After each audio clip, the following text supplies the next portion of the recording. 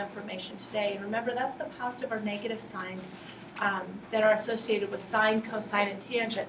So let's go ahead and look at our first example. We've got two of these we're going to look at today, and then we'll call it good for today. It says find the exact values of the 5 remaining trig functions of theta. The 5 remaining trig functions of theta.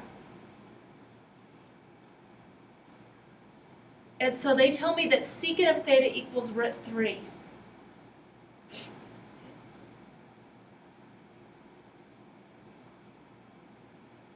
And then they also tell me that the tangent of theta is less than 0. So what I'm going to do is utilize my knowledge, okay? First of all, I know that I've got sine, oops, gotta have a pen first.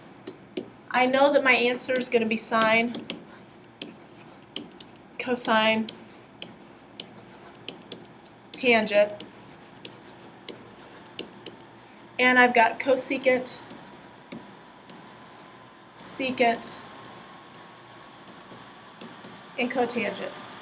And I already know one of these. I know that secant is root 3. So that tells me what? Cosine is 1 over root 3, but you know you can't have that. So cosine is really root 3 over 3. Okay. So now we have to figure out, okay, where do I draw this triangle? And so I'm going to utilize the information I have. Secant tells me that I have cosine, right? And that tells me that cosine is positive. Why does it tell me it's positive? Because it's not negative. All right, it's a positive number. Now, tangent is less than 0. Less than 0 is what type of number? Negative. So I want you to go to that chart that you were just on, that we started the day. You are looking for the quadrant where cosine is positive and where tangent is negative. 4. It's quadrant 4? Yes.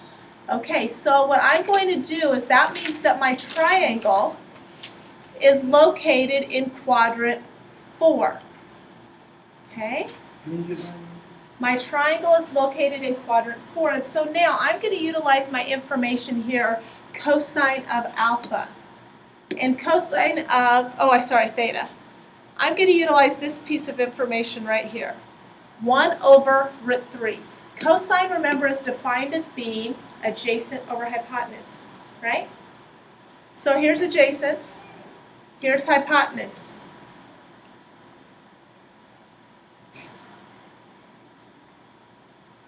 That's one way. I could also use the root 3 over 3 if you wanted to. It doesn't matter. Okay. And so now let's go ahead and figure out what my side is. So remember, it's 1 squared plus x squared equals root 3 squared.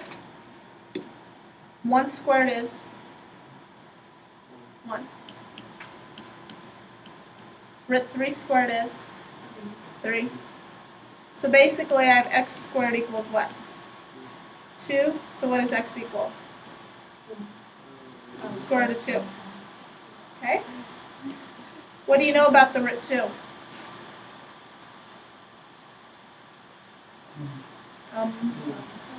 It's the opposite side. It's also negative.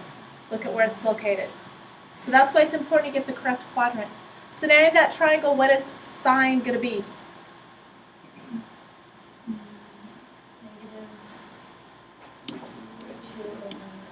Negative root 2 over root 3, but you know you've got to simplify that with root 3 over root 3. So your answer is actually negative root 6 over 3. Okay, so now we got to flip that. So cosecant will actually be negative root 3 over root 2. So multiply by root 2 over root 2, and I get negative root 6 over 2. Now tangent is opposite over adjacent. So what is tangent in that triangle? What's tangent? Negative root 2 over 1, which is just negative root 2, right? So what's cotangent going to be? Negative, yep. So I gotta multiply by my root 2's. So what do you get? Over 2. Questions? We're going to look at one more like that just to make sure you've got it down, and then you'll have the rest of the time to work. Okay. All right, so same instructions. Find the exact values of the 5 remaining trig functions of theta. Sine is 5/7 and cotangent is greater than 0.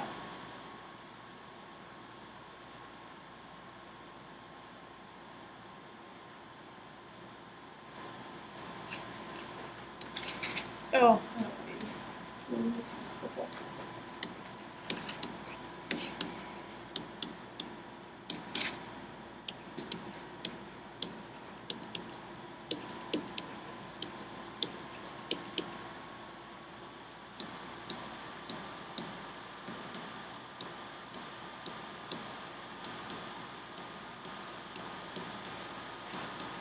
Okay. So that's my answer key, remember?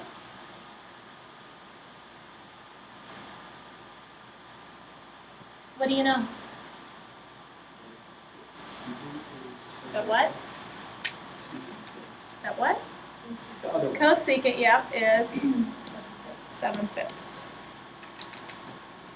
So now we need to find out what quadrant are we in. So sine is 5/7. What does that tell me about sine? It's positive, okay. Cotangent is greater than 0. So that tells you that tangent is positive. So where are sine and tangent both positive? First. 1, okay. So that means I'm going to go ahead and draw my triangle in quadrant 1. The nice thing about quadrant 1 is that everything's positive in quadrant 1, so I'm not going to have any negatives in my answer. And then let's go ahead and label sides. What side is 5? Vertical, okay, and then 7's your hypotenuse. So now we need to find the adjacent side. So Pythagorean theorem, 5 squared plus x squared equals 7 squared. 5 squared is 25. 7 squared is 49. So what do you get x squared to be? 24. So x equals root 24, but you need to simplify that down. Okay, root 24, we got to break it down. Okay, I'm going to go 4 and 6 just because I'm running out of room. 4 is 2 and 2, 6 is 2 and 3. So you can take out a 2. So really it is 2 root what? 6. Okay, so 2 root 6 is going to be your side. So what's cosine?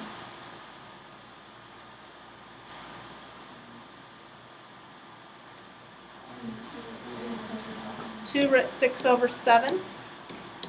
Okay, so that means secant is 7 over 2 root 6, but now you got to get rid of that root.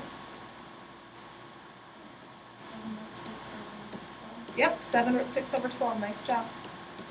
Okay, you have 7 root 6 on the top. On the bottom, you've got 2 times 6, which is 12.